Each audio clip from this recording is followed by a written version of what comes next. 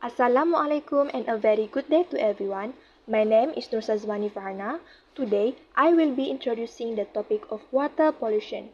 Water pollution refers to the direct or indirect discharge of harmful contaminants into natural water bodies such as rivers, lakes, and oceans. These contaminants can disrupt ecosystems, harm aquatic organisms, and even affect human health. Water is known as a universal solvent, which means it can dissolve more substances than any other liquid on Earth. This unique property makes water extremely vulnerable to pollution. It's the reason we see clear blue waterfalls, but it's also why water becomes easily contaminated. Pollution can come from many sources. For example, toxic chemicals from farms, cities, and factories can dissolve into water and spread rapidly. Chemical pollutants may include heavy metals like mercury and lead, or organic substances such as pesticides and industrial waste. Once these substances mix with water, they become difficult to remove. Understanding how pollutants behave in the environment is very important. Some of these harmful chemicals can stay in water bodies for a long time, causing ongoing risk to both the environment and human communities. In summary, water pollution is a serious issue that threatens our natural ecosystem and our daily lives. With increasing industrial activities and human impact, protecting our water resources is more important than ever. Hello, my name is Justin. Today I will going to talk about our objective. First is to access key water quality parameter such as pH, dissolve, oxygen, and microbial contamination in the selected water body to determine the current level of pollution. The next to identify major source of pollutant, including domestic waste, industrial discharge, and microplastic contamination that contribute to the degradation of water quality. And finally, to evaluate the environmental impact of the detection pollutant, including their effect on aquatic life, ecosystem stability, and potential risk to human health. My name is Dilujan Tungan Alexander Linggi, and I will be presenting about methodology. So the apparatus that we use to collect the water sample is bucket and YSI Pro DSS multimeter. So first, the YSI Pro DSS multimeter was calibrated in a control laboratory to ensure accurate measurements. Then after calibration, the device and probes were stored properly in their designated storage solution. Then field work was conducted at a lake selected for accessibility and suitability for surface water monitoring. Then surface water samples were collected from an accessible point using a bucket. Assalamualaikum and good day to everyone. My name is Nur Azmina Hamiza binti Abdulham with metric number BS231100302. Now I will continue the part for procedures. For step 3, probes of the YSI Pro DSS were placed into the bucket of lake water, ensuring full immersion without touching the sides or bottoms. You can see it in the examples above the procedure. Probes were gently moved to allow proper water flow across the sensor. Next, the device was allowed to stabilize so sensors could adapt actually to water condition. Water quality parameters were measured and parameter values were displayed on the device screen and the data were recorded for analysis. And for the last step, probes were rinsed with distilled water after measurements to remove residues. Clean probes were returned to their storage solutions to maintain optimal conditions and to avoid any destructions. That's all from me. I'm passing it to the next presenter. Thank you. Hello everyone, my name is Leona. So today I will explain the result on how certain water pollutants can change the pH of water and also increase the microbial contaminations. Firstly, is pollutant can change the pH. Some pollutants can make water too acidic or too alkali. One common example is industrial waste. Factories may release a chemical like acid or base into the river and lakes. When this happens, the water pH changes from its normal level, which is around 6.5 to 8.5. Why is this dangerous? Aquatic animals like fish and frogs can die when the pH go out of range. Plants in the water may stop growing properly. pH change can cause heavy metal like the lead, mercury to dissolve into the water, making the pollution even worse. Another example is acid rain, which forms from the air pollution. When acid rain falls into lakes, it lowers the pH and harms the entire ecosystem. The second major problem is pollutant that can cause the microbial contaminations. The biggest sources is sewage of the domestic wastewater. This includes the wastewater from the toilet, kitchen, and drains. When sewage enter the river or lakes, it brings harmful bacteria such as E. coli and virus. It increases organic matter which become the food microbes. As the microbes grow, they use up the oxygen in the water leading to fish death and bad smell.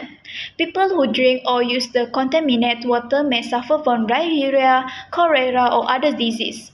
In summary, water pollutants can change the pH of water and increase microbial contaminations, both of which are dangerous to human and ecosystem. Results show that the polluted water has a reduced level of dissolved oxygen. Dissolved oxygen or DO is very important because aquatic animals like fish, shrimp, and insects depend on it to breathe. When the water becomes polluted with organic waste, the bacteria use up a lot of oxygen to break down the waste. This causes the DO level to drop. Low DO means there is not enough oxygen available in the water. So why is this dangerous? When DO levels fall, aquatic life becomes stressed and can even die. It also disrupts the whole aquatic ecosystem and leads to problems like foul smell and algae overgrowth. So reduced DO is a clear sign that the water is polluted and unhealthy. Lastly, is the presence of microplastic in the water. Microplastic are very tiny plastic particles that come from plastic bags, bottles, packaging, synthetic clothes, and detergent. These particles are so small that they cannot be removed easily by natural processes. They remain in the water for a very long time.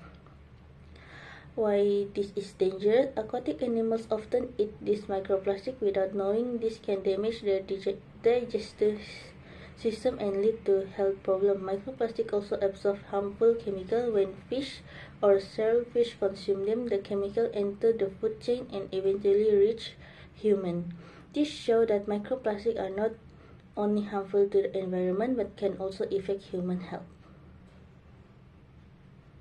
Based on our findings, one of the major issues identified in the alteration of water pH caused mainly by industrial waste. Natural water systems function best within a pH range of about 6.5 to 8.5. When pollutants shift to the pH outside this range, aquatic organisms experience psychological stress. The enzyme activity, respiration processes, and reproductive cycles become disrupted. A more acidic environment also increases the solubility of heavy metals such as lead, cadmium, and mercury. When these metals dissolve more easily, they become more toxic and accumulate in aquatic organisms, eventually moving up the food chain. Acid rain from industrial emissions further contributes to long-term pH decline, making the overall ecosystem even more fragile.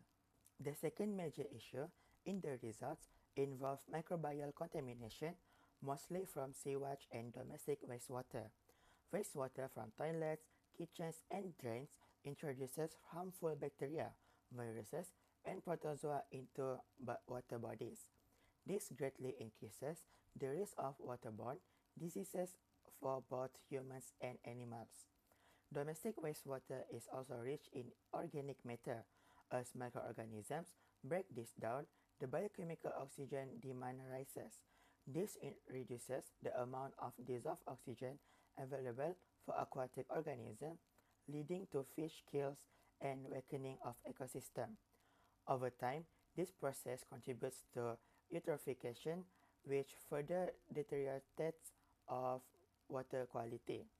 Overall, both pollutants, thus that alter pH and thus that increase microbial contamination, create significant environmental and health risks.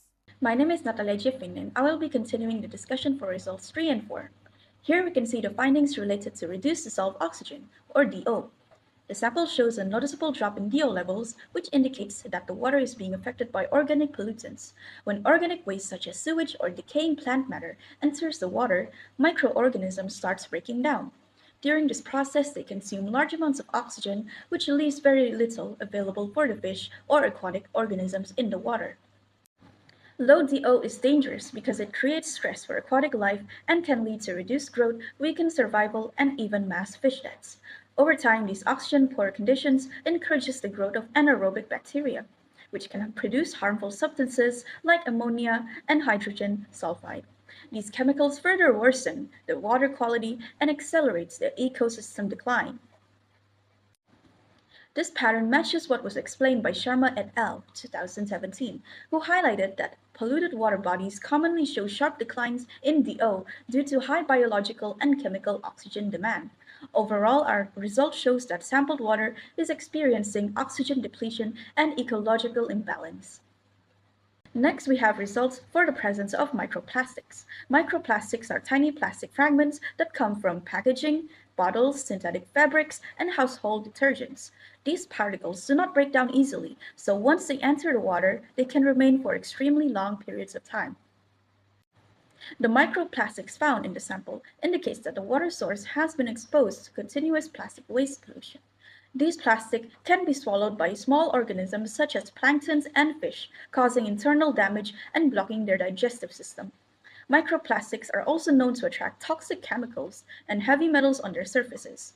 When aquatic organisms ingest them, these toxins can move up the food chain and eventually impact humans. According to Sharma et al. 2017 again, microplastics also act as carriers of pollutants and even bacteria, forming biofilms that help contaminants spread to new locations. This means that microplastic pollution does not just stay in one place, it travels and magnifies environmental risks. Our findings strongly support these concerns, showing that microplastics are a long-term threat to both the aquatic system and the human health.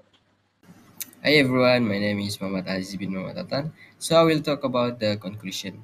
To conclude, water pollution significantly disrupt ecosystem which can alter pH level, cause chemical imbalance, increase heavy metal and stress aquatic life.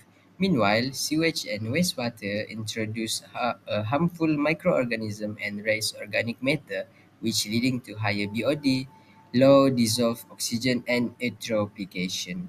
These combined impacts reduce water quality, harm aquatic organisms, and increase health risks. Effective waste treatment and stricter pollution control are essential to protect water source and maintain ecosystem stability.